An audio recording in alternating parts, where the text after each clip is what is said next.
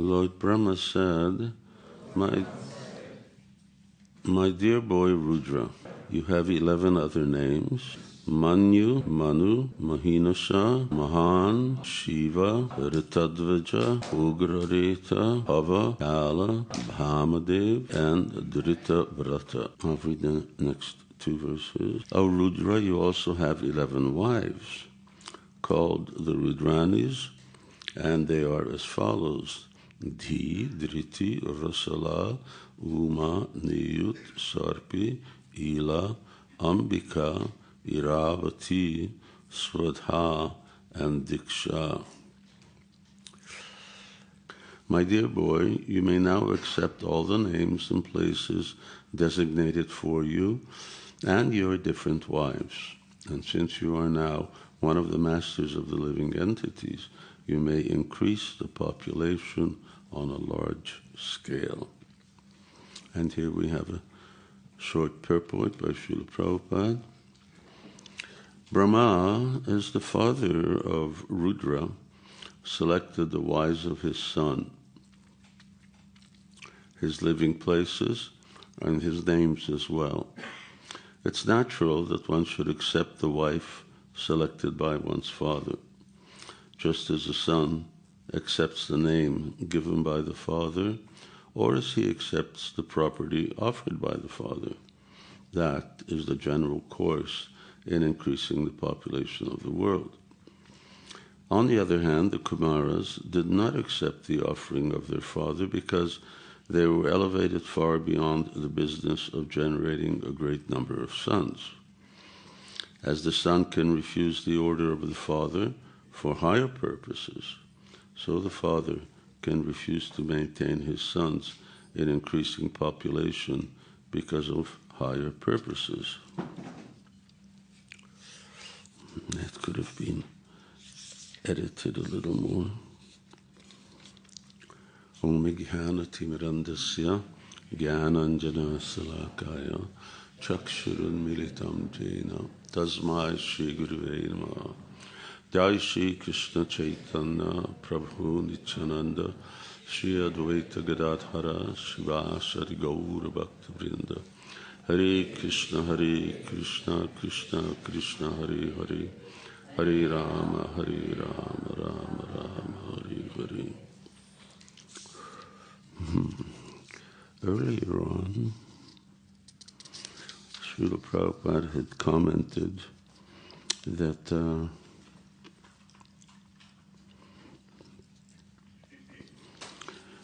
the Kumaras were right in neglecting, refusing to follow the order of their father, which was to actually increase the population of the universe. So you can sort of imagine that you go back and we have this huge big universe. How big it is? Well, Bhagavatam describes, 5th canto describes how big it is. What is it that we see? That's another story, but we'll leave that to those who are really expert in the cosmology and the description of the universe. But in any case, you have this big empty space with planets and so on, and you have no living entities. So Lord Brahma, therefore, is able to manifest living entities. Remember, he's Swayambhu, so he's born from a lotus, and he's alone. So in terms of reproduction, he can't reproduce in the way that we are accustomed to, or that actually happens later on, and that's described here. So he has this extraordinary power or potency, and come Kumaras. Kumaras are the incarnation of transcendental knowledge. Gyan. And later on, they become further elevated with transcendental knowledge. But nonetheless, they are intelligent enough, and Srila Prabhupada comments. Let me read Prabhupada so I don't get blamed for this.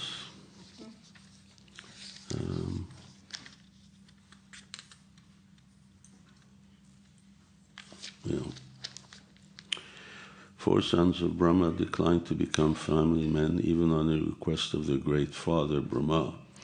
Those who are serious about gaining release from material bondage should not be entangled in the false relationship of family bondage. People may ask how the Kumaras could refuse the order of Brahma, who was their father and above all the creator of the universe.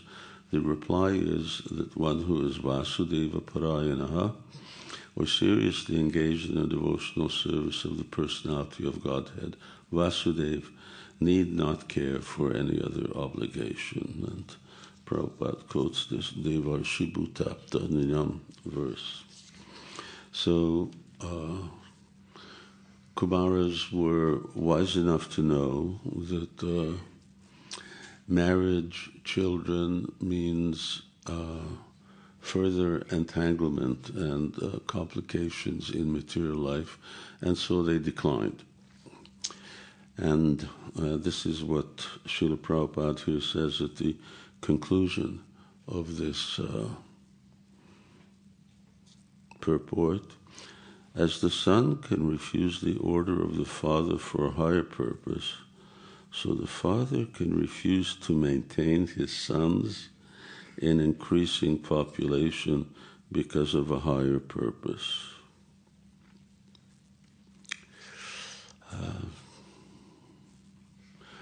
So when I read this purport, this topic came up, which this morning I made a few notes, and of an interesting phenomena or an interesting principle is refusing the order of a superior, which we have example even up to the level of refusing the order of one's guru.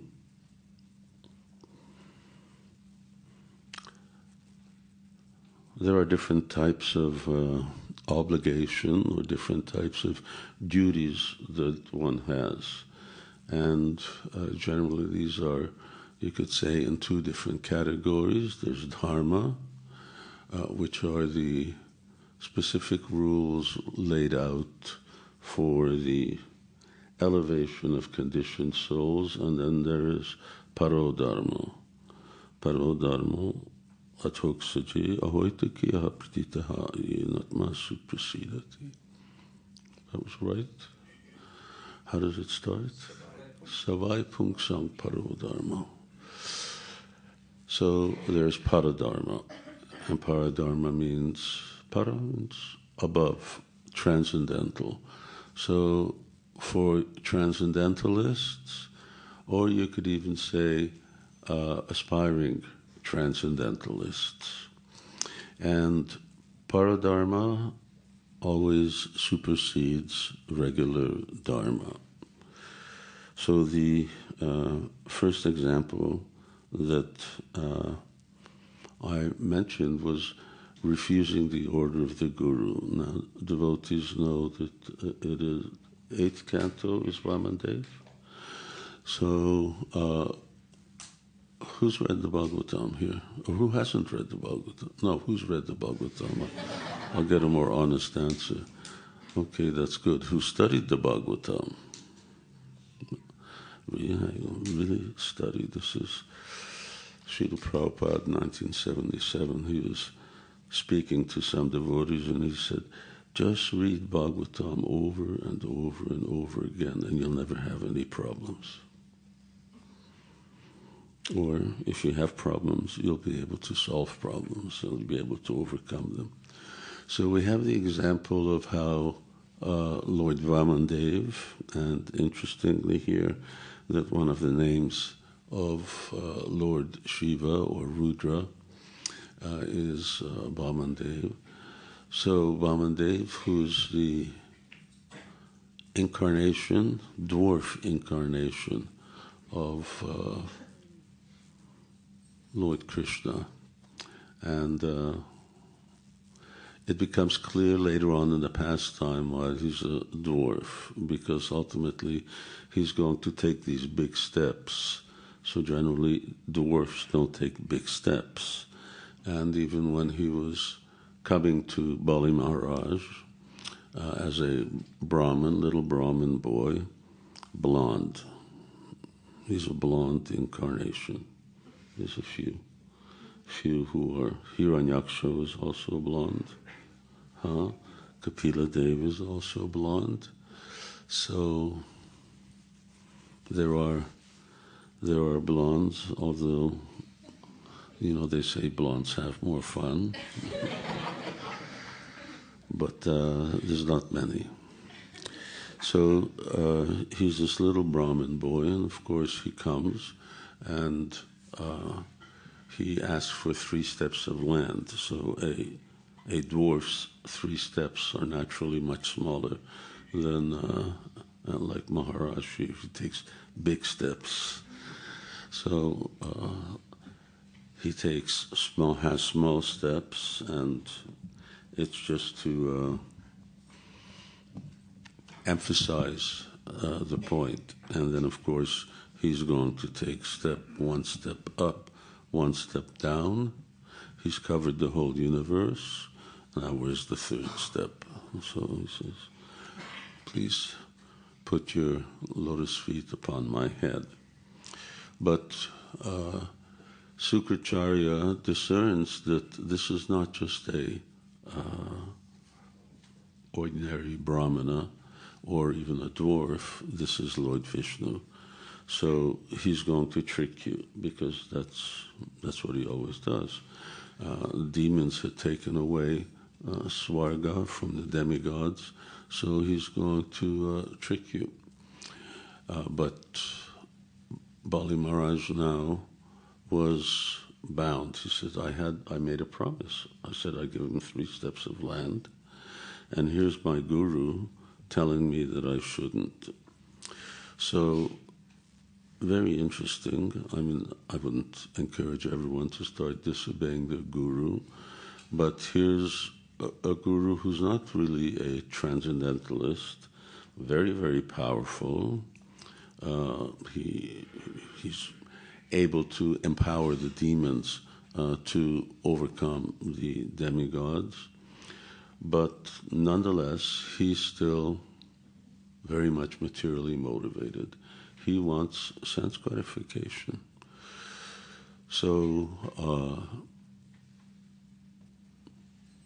he's not a pure Vaishnava or even a Vaishnava.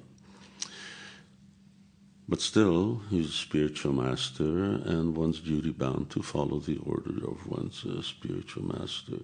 On the other hand, now he's confirmed, my guru has confirmed this is Vishnu. So how do I disobey, or how do I take back a vow? And then Sukracharya gives all kinds of, underhanded ways of, well, you didn't actually particularly say Swaha, Tatastu, and since your promise was not completed, therefore you won't really be considered a cheat. But he thought, no, I have now a higher obligation. This obligation is higher than that obligation. Now remember, we are talking about Narada, Shambhu, Komara, Kapila, Manu, Bali, Bayasaki, Bayam. He is one of the 12 Mahajans. So how does one have the discrimination, or where do you get the authority to do this? And of course it wasn't painless. because although Bali Maharaj was completely right, but at the same time, he was sort of cursed by his guru, and on top of that, then Lord Vishnu made him go down to this Sutala Loka. But Vamandev there remains as his doorkeeper. Even now, he's there as the personal doorkeeper of Bali Maharaj. And of course, it isn't that he just stands at the door, but they're able to exchange and discuss, and so many other pastimes are also involved in all of this.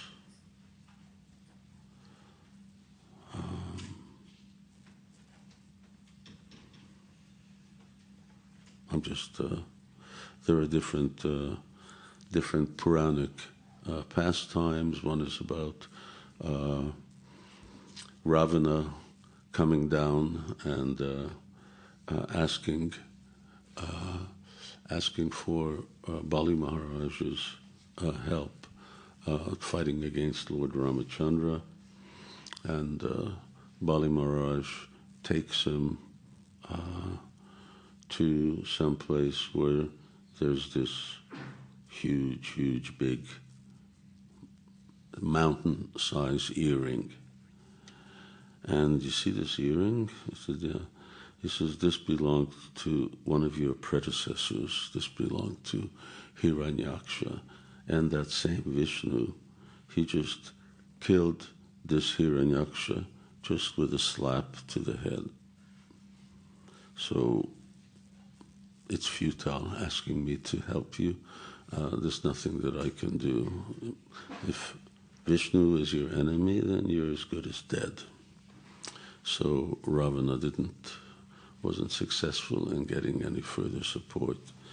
In any case, Bali Maharaj has a certain discrimination, which and an authority, an empowerment, an adhikar that allows him to make this decision, and which is very important, and I'll try to come to that later. Of course, you know that there are many other examples, especially in Mahabharata. You see, for instance, during the war, Krishna tells Yudhishthira Maharaj,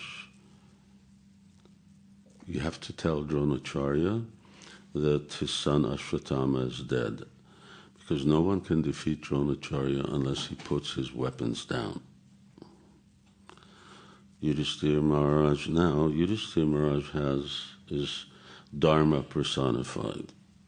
So Dharma personified means that he says in a certain dialogue, he says, I have never committed, not only never committed, but I have never thought of a sinful activity in my life.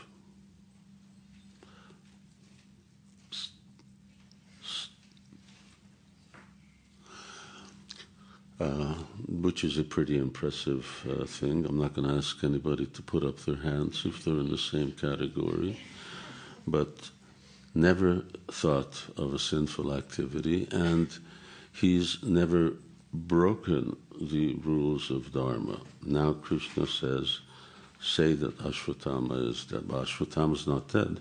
Ashwatthama is fighting somewhere else on the battlefield. Duryodhana Dronacharya can't see him, but Krishna says, you must, otherwise he's going to single-handedly kill the whole army. So Yudhishthira Maharaj, I can't do it. I've never lied. You're asking me to lie. So now here's, again, a dichotomy. Here is Dharma. Now, I keep my word of honor. I'm going to be known as a liar in the future, or I do what Krishna says.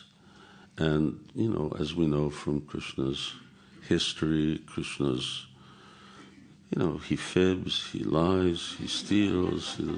So, of course, he can do that because he's the Supreme Personality of Godhead. And here now, just as Krishna is telling Arjuna that you just fight. You fight, you remember me. So finally, Krishna found an alternative. Okay, there's an elephant who's called Ashvatthama. Arjun shoot the elephant. Arjun killed the elephant. Now Yudhishthira Maharaj could shout out to Dronacharya, Ashvatthama is dead. And then, very silently, he said the elephant, because he was still concerned about. Krishna wasn't impressed at all. If I tell you to do something, you do it. All I'm doing is telling you to lie. Give one lie. So as a result of that, Yudhishthira Maharaj used to his chariot, and one would suppose that he was always so walking like a meter above the ground. His feet never touched the ground. Now he went down. So it's interesting how that's viewed, because everybody knows this pastime. Certain moralists and so on say that because Yudhishthira Maharaj broke his vow of never lying, therefore he became disempowered. On the other hand, Vaishnavas say no, it's because he hesitated to actually do what Krishna says, and not only did he hesitate, but he had to have some kind of other sort of backup excuse. So here's an example where you have paradharma, you have the Supreme Personality of Godhead personally tells you to do something. What do you do? I mean, you do it. And here is, I have this vow and that vow and so on. But, and it's not the only one. The whole Gita starts off with this instruction that Krishna is giving Arjuna. All right, now you got to fight. But Arjuna says, Adharma bibhavat Krishna pradushanti kula striya strishu dusteshu. So he says, Adharma. Now we're going to commit Adharma. This is looking at it from a different point of view. Because what's going to happen? All of these soldiers are going to die, and who will protect their wives? Their wives will simply be taken advantage of by others. And which is a very good reasoning. It's the reasoning of Dharma. But on the other hand, here is Supreme Dharma personified, and he's saying, I don't care. Just do it. Just fight.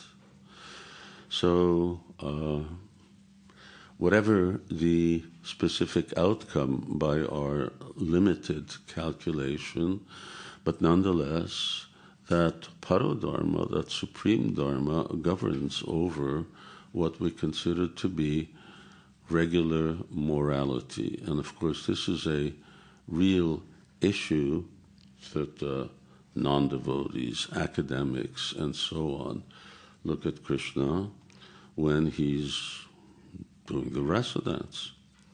So he is dancing with gopis who are married, they may have children, they're left their husbands, they contravened all laws of Dharma, although not all of them. So, some of the gopis couldn't go out.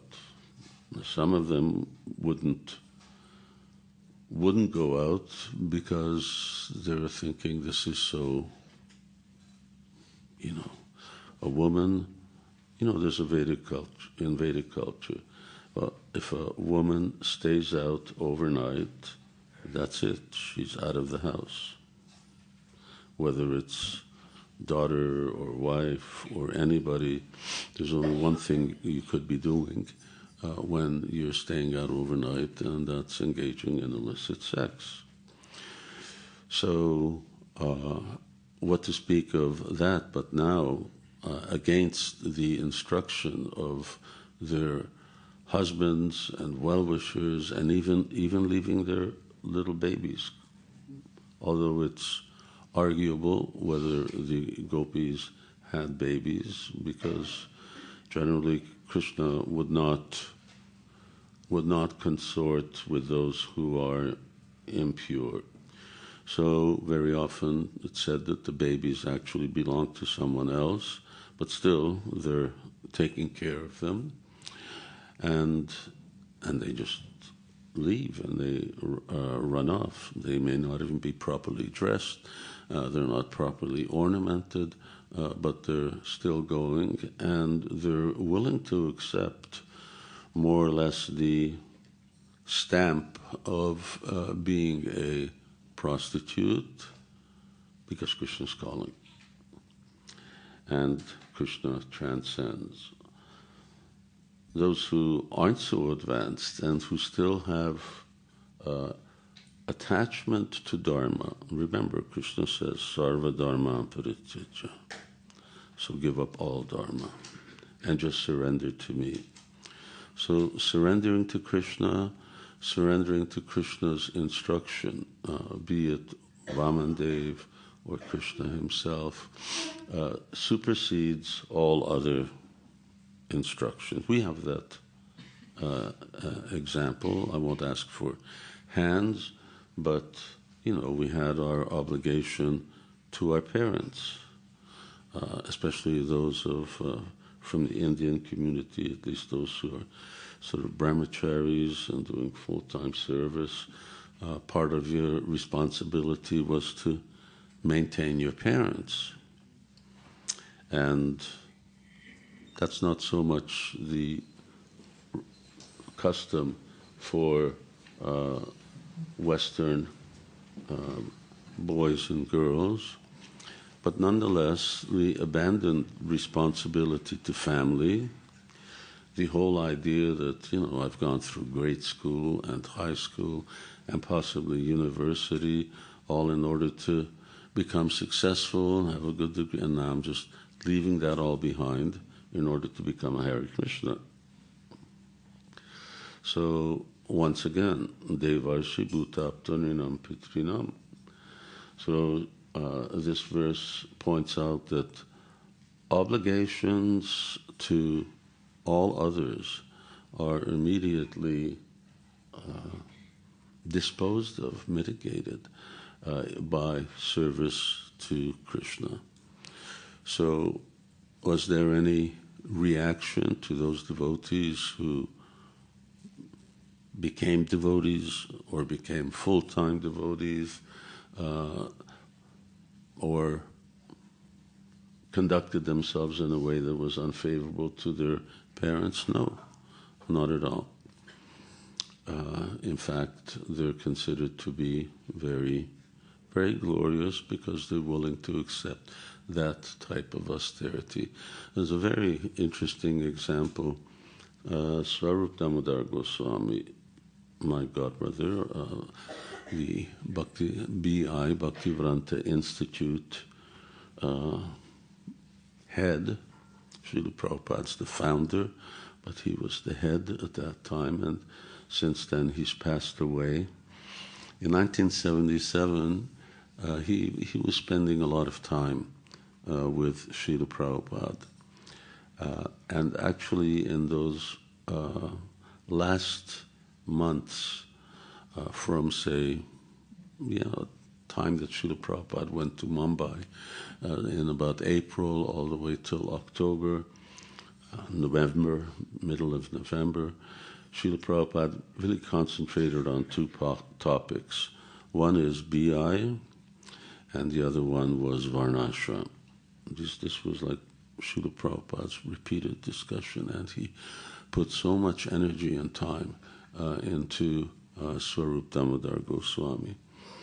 So at one point, Swarup Damodar Goswami comes to Srila Prabhupada and he says, Prabhupada, my grandfather passed away in Manipur, so they're having the ceremony. I'd just like to go for, whatever the funeral rites were, and then I'll be back in a few days. Prabhupada said, don't go. He says, it's more important you stay with me. So, a lot of you know the importance that, family, Indian families place, traditional families especially, this is going back almost 50 years, place on these type of attendance of these type of ceremonies. Srila Prabhupada certainly knew, but still Prabhupada said, no, this is more important. So yes, you have that duty to your family, but duty to your spiritual master. And it wasn't, Swarup Damodar Goswami wasn't one of the devotees who was like, Tamal Krishna Maharaj was Prabhupada's secretary. He was like the organizer behind everything that happened. And Srila Prabhupada had his cooks, Srila Prabhupada had his servants, and so on. But Prabhupada, this was the person that Prabhupada was really focusing on and infusing him with the transcendental intelligence to understand the fallacy of the scientific viewpoint. And so Swarup said, okay, I won't go. So here's a good example, Dharma, but something that supersedes it. There are hierarchies of instructions. Thakur Bhaktivinoda talks about this in his little book, Bhaktyaloka, which is really a commentary on,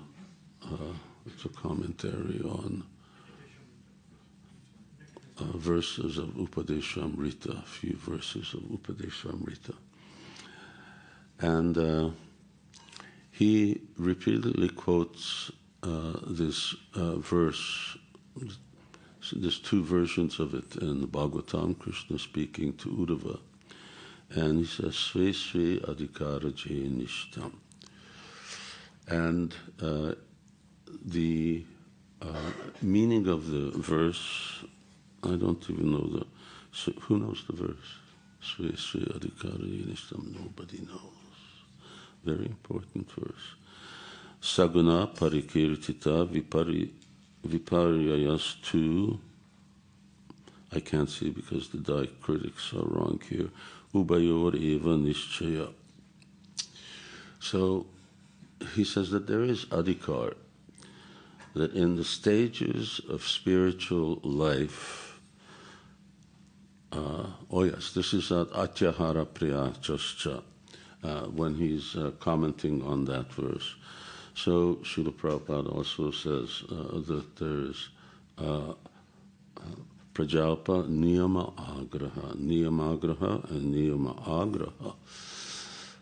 And one is that one is too attached to the rules, and one contravenes the rules and regulations of Scripture. So what does that mean? Srila Prabhupada doesn't elaborate, but Bhaktivinoda Thakur elaborates on this. He said at every stage of devotional service, Shraddha, Sadhu Sangha, Bhajana, Kriya, Narta, Nivritti, Nishta, Ruchi, and so on, one has certain obligations to fulfill, and one has the right to a certain type of activities. You have rights and obligations. When you go to a higher stage of devotional service, when you become more spiritually advanced, then it may be that what you were obliged to do at this stage, you are no longer obliged to do at this stage. In other words, you give up a lower obligation and you take up a higher obligation. And then you also have a different right. So this is adhikara. What is an example? And then he says that if devotees stay at a certain level when actually they have the qualification to go higher, that is a sinful activity. And very often, you hear devotees saying, "Oh, I'm not that advanced." So you better not be that advanced, because if you are advanced, or you should be more advanced, then yes, you need to move forward. Bhaktisiddhanta Saraswati Thakur didn't allow his disciples, for instance, to read the Madhya Lila chapter 8. This is Ramananda Samvad, discussion between Ramananda Roy and Chaitanya Mahaprabhu. That was a general instruction. The general instruction was meant to be superseded when the disciples were actually advanced enough to understand topics of Madhurya Ras. So when devotees are, Srila Prabhupada writes that if someone's mind is agitated by reading, for instance, when we have the 5 chapters from 29 to 33 of the 10th canto, all about the Rasa Lila, and you think that this is some kind of mundane interaction between some young boy and young girl, don't read it. So then the instruction is you don't read. But when one is invariably, by chanting Hare Krishna, one's heart should become purified, and ultimately one should be able to connect with the fact that, yes, well, Krishna does. I had this very interesting experience. I'm just looking around. Okay, she's not here. I had an interesting experience with one devotee, disciple, practicing Krishna consciousness for 43 years, and says, I cannot understand, I can't relate to Krishna and the gopis. Now, if someone who practiced Krishna consciousness 3 years told me that, I'd say, okay, yeah, no problem. But 43 years? I said, there's something wrong with your japa. There's something wrong with your spiritual practices, that at least in principle, you don't have to delve into these things in detail, but at least in principle, you understand that, well, yes, we have grihastas. Why do we have grihastas? Because men are attracted to women, women are attracted to men. And that's natural. And where does that attraction come? So one nice conversation, Prabhupada's walking in Puri, and he says, where do you think sex life comes from? You think it just falls out of the sky? Everything comes. Janmadya Sujataha. Everything comes from Krishna. So now, if after 43 years, at least one cannot relate to that, all right, then you don't go on. But there's something, there is something that is amiss. So at a certain point, devotees should be able to appreciate, and at a certain point, if devotees are not, then they should not move forward. So something that you cannot do at a certain stage of devotional service, you must do at another stage of devotional service. And one should be very, very clear. So this whole Ramananda Samvad is really Chaitanya Mahaprabhu is asking. First of all, he discards all those things right up to Sarvadharman Parityaja. He says this is Jnana Mishra Bhakti. And so he rejects all of these things. And then when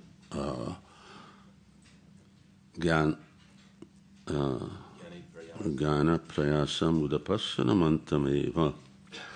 So when Ramananda Roy starts about Shruti Gatan Manobir, that yes, one should hear about Krishna, then Lord Chaitanya says, okay, this is good, now tell me more. Now tell me more.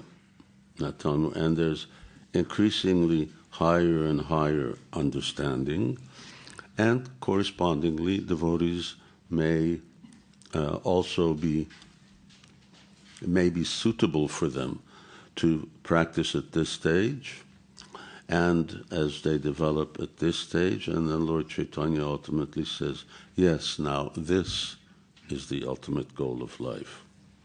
Now tell me how to achieve it. So this adhikar, but you have to have the qualification. So back to Bali Maharaj. Yes, Bali Maharaj was already a great personality, a great devotee. And so when this came to him, that my guru's telling me this, he had the qualification, the discrimination to make that step. Had he not, he would have been actually engaged in sinful activity. So it's a matter of real spiritual intelligence, of course, spiritual advancement, and this sort of popular thing of knowing where I'm at in Krishna consciousness. Aren't I supposed to always be very meek and humble and think that, I'm the lowest thing, Trinadapi Sunichina?